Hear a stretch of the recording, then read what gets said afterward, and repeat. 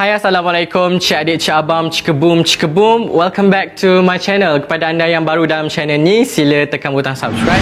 Dan kepada anda yang terus setia dalam channel ni, terima kasih aku ucapkan kepada korang semua kerana telah menyokong aku selama ni. Dan aku mengucapkan salam Ramadan dan selamat berpuasa kepada umat Islam seluruhnya. Jadi pada hari ini kita akan mengupas isu etnik Rohingya secara lebih mendalam. Video ni akan menjadi sedikit panjang sebab banyak isu yang aku akan sentuhkan dalam video ni. Tapi tak apa, korang sit back, tak boleh makan popcorn sebab sekarang puasa.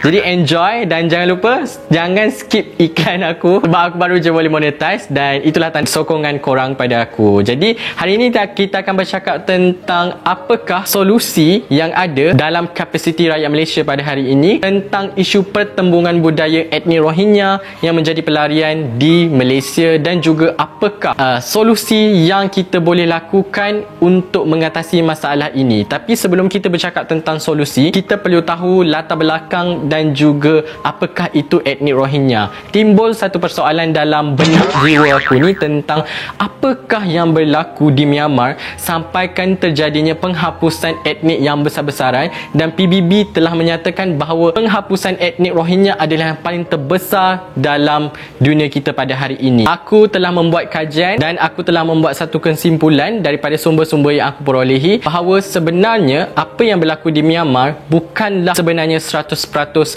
salah kepimpinan kerajaan Myanmar itu sendiri. Daripada sumber yang aku telah dapat dan aku telah baca, sebenarnya apabila pemimpin Myanmar telah meminta pemimpin etnik Rohingya untuk berdialog dan juga membuat satu solusi di mana boleh mereka berikan kerakyatan kepada etnik Rohingya, tetapi mereka perlu akur kepada syarat-syarat yang diberikan oleh kerajaan Myanmar itu sendiri. Seperti korang maklum bahawa negara Myanmar ini mengamalkan konsep asimilasi, iaitu satu bangsa dan juga satu bahasa, seperti mana yang diamalkan oleh Indonesia dan juga Thailand. Maksudnya tak boleh guna bahasa lain dan bangsa diorang itu satu sahaja. Pemimpin Myanmar telah berjumpa dengan pemimpin Rohingya untuk mendapat satu kata putus, tetapi apa yang tidak dipersetujui adalah etnik Rohingya itu sendiri atau pemimpin dia menyatakan bahawa mereka tak nak ubah diorang punya tempat kedudukan di mana di Rakhine itu sendiri, dan mereka tak nak mengubah budaya dan juga bahasa mereka, dan itulah menjadi pencetus kepada kemarahan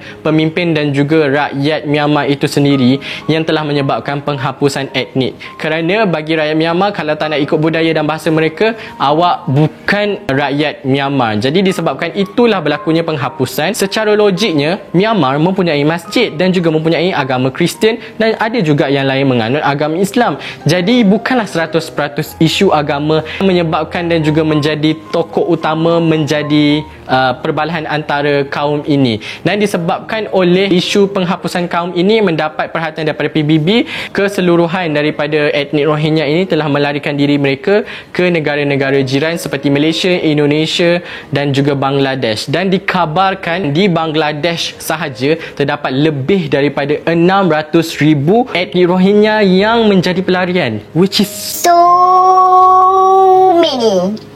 Sampaikan pemimpin Bangladesh sendiri pernah mengeluarkan satu kenyataan di mana beliau berkata mereka sudah tak mampu untuk menerima pendatang baru dan juga pelarian yang baru, dan mereka terpaksa membuka satu pulau untuk menempatkan pelarian-pelarian ini. Kita di Malaysia sebenarnya kita bukan negara yang diiktiraf sebagai negara untuk pelarian. Negara Malaysia ni terkenal disebabkan kita punya keprihatinan dan juga baik hati kita.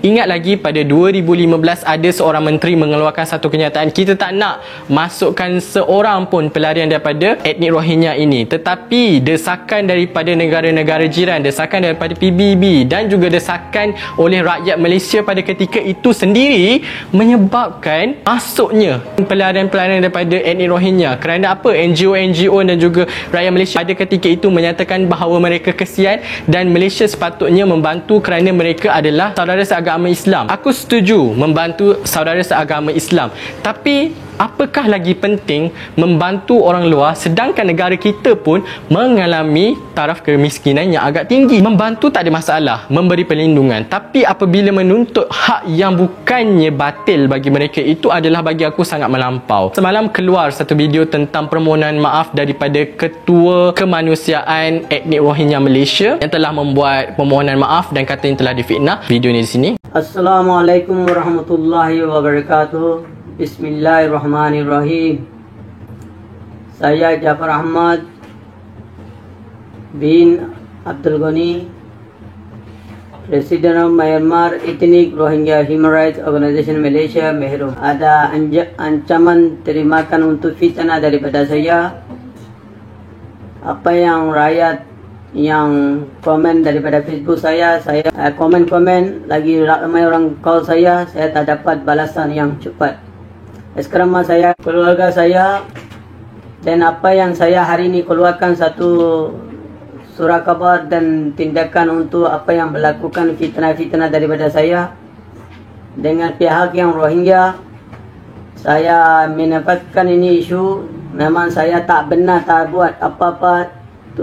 Tuduhan saya itu saya memang tak benar cakap. Walaupun ramai rakyat Rohingya, rakyat Malaysia kenal kawan saya. Bila kita orang NGO panggil buat bantahanan ke hantar memorandum, kita sokong saja. Lain bagi apa pun tak ada. Apa yang tuduhan saya terimakan ini isu mengatakan orang Melayu bodoh, orang Nas bagi tahu itu isu. Memantau hak sama rata dengan rakyat Malaysia. Memantau hak kerakyatan penuh untuk pelarian Rohingya. Lepas tu melanggar perintah kawalan pergerakan PKP. Dan secara ringkasnya dalam video itu anda boleh lihat yang sudah pasti kita tak berapa faham apa yang dia cakap.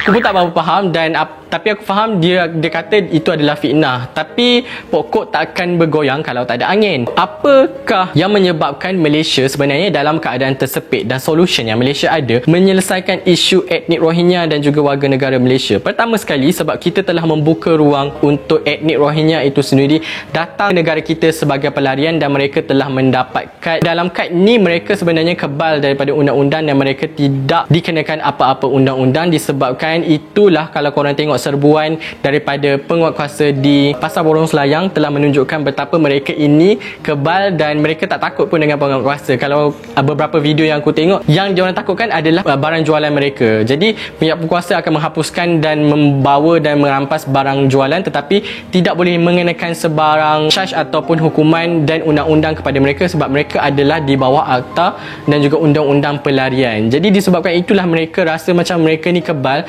dan menuntut hak yang macam-macam dengan negara kita. Dan sebenarnya Malaysia tersepit kerana baru-baru ini datang wakil daripada PBB ke Malaysia dan mereka menyatakan bahawa Malaysia sepatutnya memberikan pembelajaran yang lebih formal dan pembelajaran yang lebih bagus kepada etnik Rohingya yang menjadi pelarian di Malaysia. Dan juga beliau berkata bahawa Malaysia perlu memberikan pekerjaan kepada rakyat Rohingya. Jadi apa cerita dengan rakyat Malaysia yang tak dapat kerja ni? Dan apa cerita dengan rakyat-rakyat Malaysia yang masih tertinggal pelajarannya di Sabah dan juga di Sarawak? Apa ceritanya? Adakah kita lebih mementingkan orang luar daripada rakyat kita sendiri? Itu adalah persoalannya. Dan persoalannya pertembungan budaya. Sudah pasti etnik Rohingya ni terkenal dengan kekerasan hati mereka untuk menerima dan juga mengadaptasi tempat tinggal dan juga budaya mereka. Daripada apa yang aku baca, mereka sangat keras kepala dan mereka kekal dengan budaya dan juga cara kehidupan mereka. Korang boleh tengok video ni, dia boleh bela kambing dalam rumah. Itu kambing dekat sana. Abang ada? Ada ke siapa yang laki-laki orang kan? Tolong panggil dia orang.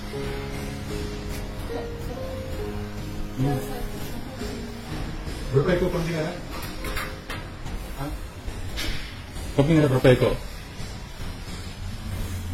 Kambing. Ada berapa ekor? Berapa ada? Sini? Gigi. Mana tu? Sudah bawa gigi kah? Betul kah? Boleh kita cek dalam lah. Bila kan?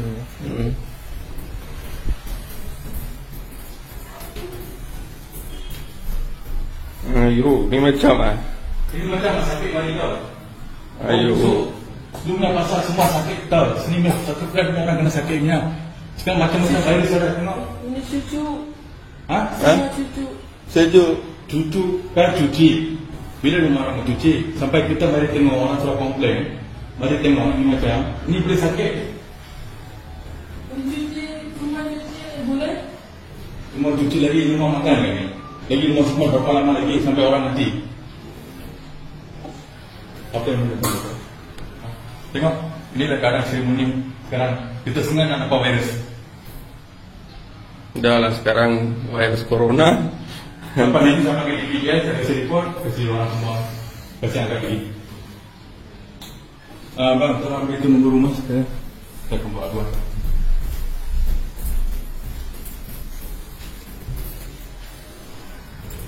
28-4-12.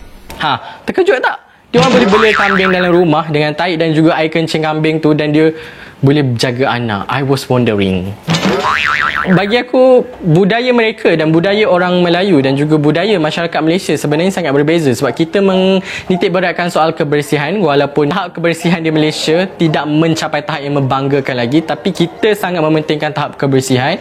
Tetapi bagi mereka tak. Mereka lagi mengamalkan kehidupan secara tradisi yang seperti mereka jalani di Rakin seperti dahululah, dan ini menyebabkan pertumbungan budaya antara Malaysia, warga negara Malaysia dan juga etnik Rohingya ini. Dan sebenarnya banyak komplain daripada rakyat kita, cuma tak boleh ada undang-undang. Aku tak pasti, daripada pembacaan aku, tiada undang-undang yang boleh dikenakan kepada pelarian, dan itu adalah sangat tak adil, sebab kita duduk dalam negara yang berdaulat. Kita negara Malaysia ada perlembagaan dan juga undang-undang negara kita sendiri. Jadi kalau kita tak boleh gunakan untuk orang yang dalam kapasiti negara ini sendiri, jadi bagaimana perkara ini untuk dilaksanakan? Faham tak secara menyeluruh? Apakah kesannya kepada negara Malaysia? Pertama sekali, kita tidak boleh memberikan pekerjaan kepada mereka kerana mereka adalah pelarian. Yang kedua, jika mereka tidak boleh bekerja, siapa nak tanggung mereka? Jika mereka duduk di kem tahanan ataupun kem pelarian, kita ataupun kerajaan terpaksa mengeluarkan peruntukan untuk menampung kehidupan mereka. Dan perkara ini sampai bila? Sampai bila kita nak tanggung mereka dekat Malaysia? Makin hari makin ramai, makin hari makin ramai, makin lama makin naik kepala, kaduk naik junjung. Pada hari ini juga kita telah dapati bahawa mereka sebenarnya lebih berani untuk bersuara berbanding sebelum ini, kerana mereka mempunyai komuniti yang agak ramai, dan disebabkan itu telah mencetuskan ketidaktenteraman rakyat Malaysia disebabkan hal-hal yang sebegini. Yang kita tengah struggle nak hadapi COVID-19 ni, timbul pula isu-isu yang sebegini. Aku rasa kerajaan Malaysia tengah meneliti perkara ini. Masih belum ada kenyataan daripada mana-mana menteri, tetapi aku as citizen ataupun rakyat Malaysia mahukan suara daripada pihak kerajaan tentang isu ini. Dan takkanlah negara kita nak bazirkan duit, untuk menanggung diorang berpuluh-puluh tahun sebelum diorang ditempatkan ke negara ketiga atau pulang balik ke Myanmar.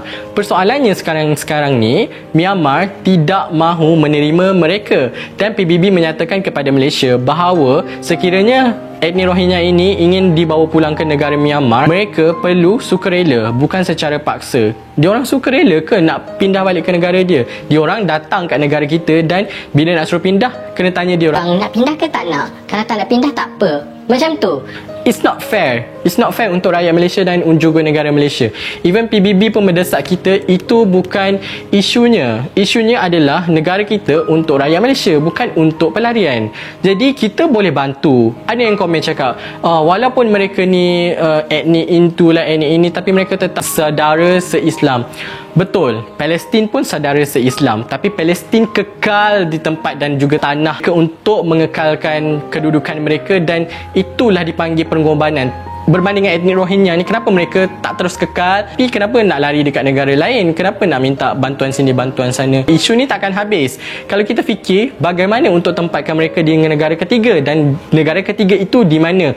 Adakah negara lain sanggup untuk menerima etnik Rohingya ini? Jawapannya tidak sama sekali. Adakah Myanmar sanggup untuk menerima? Daripada diplomasi yang telah dilakukan menunjukkan tiada perubahan yang begitu positif dan merangsangkan tentang untuk membawa pulang etnik Rohingya. Walaupun ianya dikecam oleh Malaysia, ianya dikecam oleh PBB, tapi Myanmar kata mereka still tak nak bawa balik etnik Rohingya ini ke negara mereka. Mungkin disebabkan kedegilan etnik Rohingya itu sendiri. Aku tak pasti. Itulah solusi yang Malaysia ada, adalah terus berdiplomasi dengan pemimpin Myanmar dan berikan tekanan kepada mereka untuk menerima kembali etnik Rohingya. Dan disebabkan perkara ini, etnik Rohingya perlu keluar daripada negara Malaysia. Kita dah beri perlindungan, kita dah berikan mereka mereka bantuan. Jika mereka ingin terus tinggal, mereka perlu patuh kepada undang-undang kita, tak jadi lebih sudu dari kuah. Okey, dan aku harap korang semua terus berada dalam solidariti kita, menyuarakan pendapat kita dan juga suara kita tentang sebenarnya kita bebas untuk bercakap yang kita tak suka dan kita tak bersetuju. Kita bersetuju untuk certain thing dan kita tak bersetuju untuk certain thing. Dan itulah solution kita boleh bagikan. Harap sangat adalah 2-3 orang menteri yang bersuara tentang benda ni, sebab ianya telah menjadi kekecohan dan juga menjentik hati rakyat Malaysia disebabkan isu-isu sebegini. Walaupun ianya tak pasti sama ada surat itu betul ataupun tak. Sampai sekarang tak dinafikan, tak diiyakan tentang surat tuntutan mereka untuk mendapat hak sama rata, pembelajaran secara formal dan sebagainya itu. Jadi aku harap korang faham keseluruhan cerita tentang etnik Rohingya ini. Ini adalah video kali kedua daripada video pertama. Korang boleh tengok dekat link di atas ni, tentang etnik Rohingya mencetuskan kemarahan rakyat Malaysia. Dan video itu mendapat pelbagai respon, dan sebenarnya tak ada salah, tak ada betul. Ianya tentang cara korang pandang sesuatu itu, dan ianya tentang kedaulatan negara kita yang kita sayangi. Teruskan bersatu, jangan ada kebencian. Aku bercakap bukan soal aku resis. Kalau aku resis, aku tak bercakap macam ni. Ini soalnya soal kedaulatan negara kita. Soalnya permintaan yang diminta itu melebihi apa yang kita boleh beri dan apa yang sepatutnya mereka terima. Okey? Percayalah, bersatu kita teguh, bercerai kita roboh. Assalamualaikum, stay safe dan stay home. Bye bye.